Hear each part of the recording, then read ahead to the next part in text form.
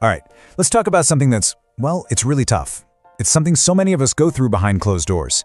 We're talking about protecting your own peace, even when it means you might have to walk away from people you really love. Now, this isn't just about making a hard choice. The thinking we're exploring today frames it as something much bigger. A mandate, really. A mandate for your own well-being. Wow, just let that sink in for a second. This is the core idea right here, and it is so powerful. It's basically a declaration of independence for your own well-being, you know?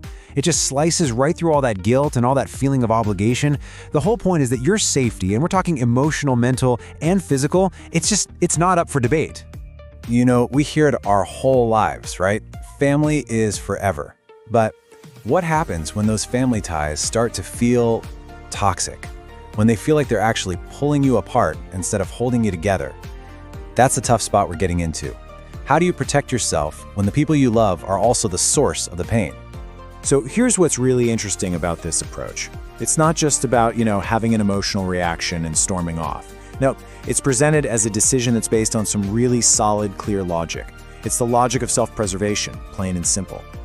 And this slide just nails that internal conflict, doesn't it?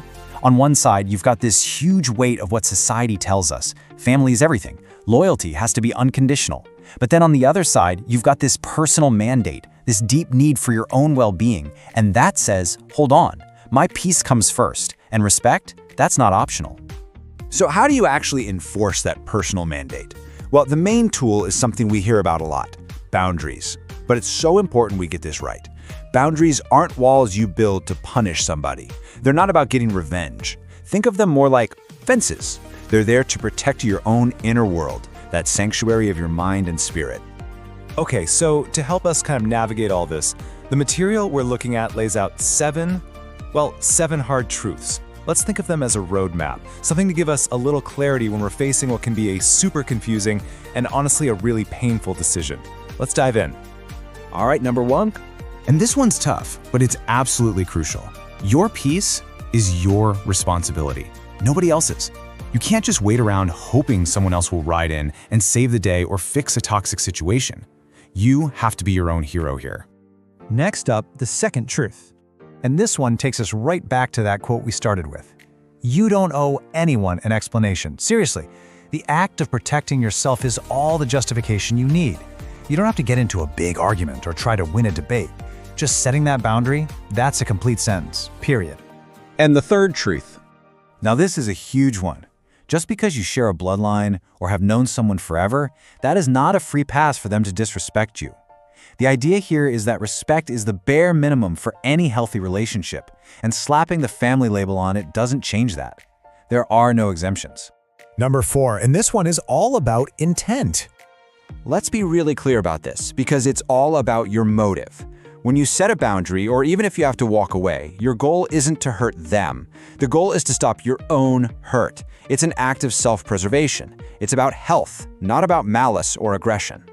Fifth, and this one really gets into the complexity of it all. Oh man, this might be the hardest one of all to really wrap your head around. It's this idea that love and harm can exist at the exact same time. You can love someone with all your heart and also recognize that they are hurting you deeply. Seeing the harm doesn't mean you stop loving them, but it does mean you have to choose to protect yourself. This sixth truth. This is about changing your perspective. You know how society sometimes sees walking away as failure? Like you gave up or you couldn't make it work? Well, this truth just flips that whole idea on its head.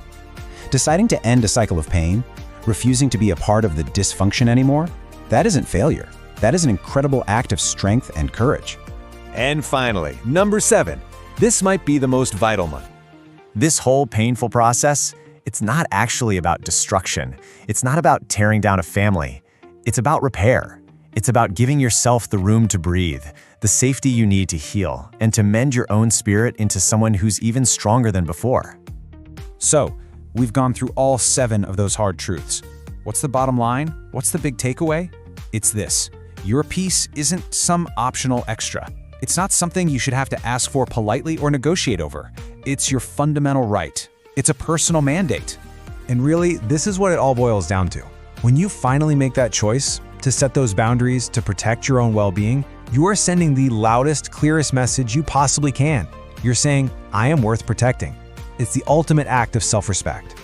So we're going to leave you with this one thought to ponder. There's this beautiful Japanese art called kintsugi. It's where they take broken pottery and mend it with gold. And the belief is that the piece is now even more beautiful because it was broken and repaired.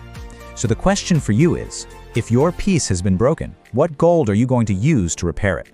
What acts of strength? What moments of self-respect? What new boundaries will be the gold that mends you into something stronger and more beautiful than ever?